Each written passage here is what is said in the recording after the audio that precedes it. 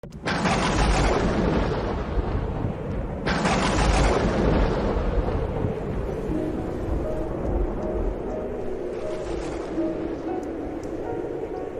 ce temps-là, Jésus se rendit dans son lieu d'origine et ses disciples le suivirent.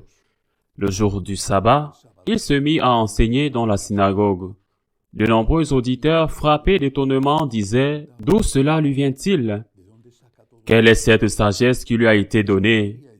Et ces grands miracles qui se réalisent par sa main, n'est-il pas le charpentier, le fils de Marie, et le fils de Jacques, de José, de Jude et de Simon? Ses sœurs ne sont-elles pas ici chez nous? » Et ils étaient profondément choqués à son sujet. Jésus leur disait, « Un prophète n'est méprisé que dans son pays, sa parenté et sa maison. » Et là, il ne pouvait accomplir aucun miracle. Il guérit seulement quelques malades en leur imposant les mains. Et il s'étonnait de leur manque de foi. Alors Jésus parcourait les villages d'alentour en enseignant. Acclamons la parole de Dieu. Lorsque Benoît XVI est mort récemment et que son testament a été connu, un testament qu'il a écrit plusieurs années avant sa mort, juste après avoir été élu pape en 2006, il a été élu en 2005. En 2006, il a écrit son testament. Il est mort le dernier jour de 2022. J'ai été frappé par le fait que lui, avec cette vision extraordinaire de l'avenir qu'il avait, a pu annoncer et en même temps dénoncer un problème que nous avons. Il n'a pas écrit cela en l'an 2022, avant sa mort, mais 15 ans avant. Et ce que le pape dit, c'est que nous devons être attentifs aux supposées théories qui se succèdent, et il en décrit plusieurs dans son testament. Et qu'elles disent d'une manière ou d'une autre, selon chaque théorie, une chose ou d'une autre. Mais, au fond, elles disent toutes la même chose.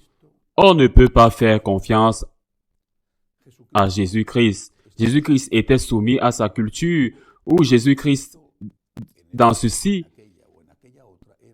cela ou l'autre était ignorant. Donc, on ne peut pas faire confiance à Jésus-Christ. Aujourd'hui, ce sont ceux qui disent que Jésus-Christ ne connaissait rien de la psychologie et ne connaissait pas vraiment la nature humaine et que, par conséquent, lorsque lui, Saint Paul et les apôtres ont condamné, par exemple, Saint Paul est très clair, la pratique de l'homosexualité, c'est parce qu'ils ne connaissaient pas les choses qu'aujourd'hui nous sommes plus intelligents que Jésus-Christ.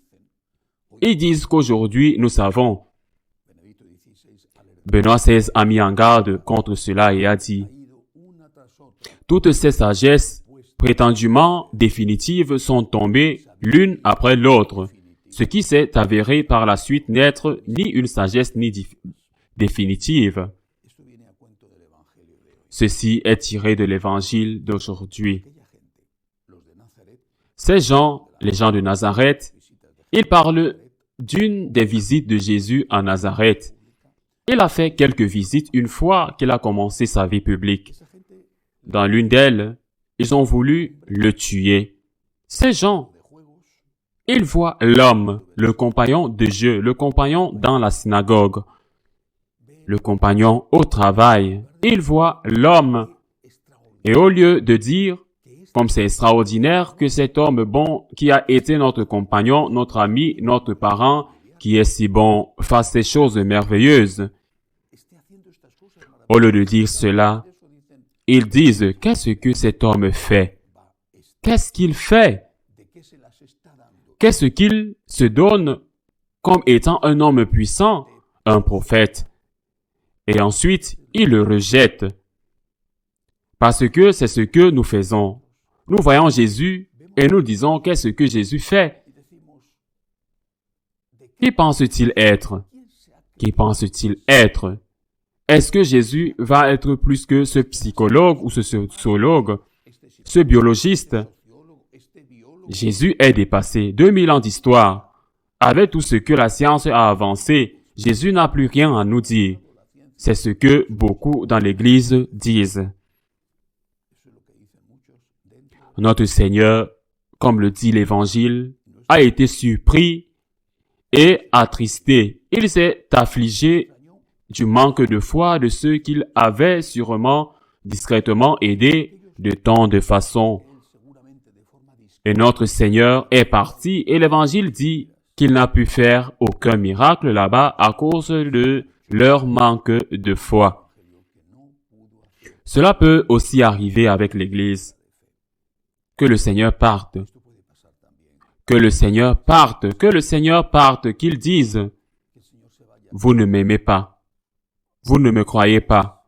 Vous ne m'aimez pas. Vous ne m'adorez pas. Vous me traitez comme si j'étais un homme quelconque. Un homme bon, mais un homme quelconque.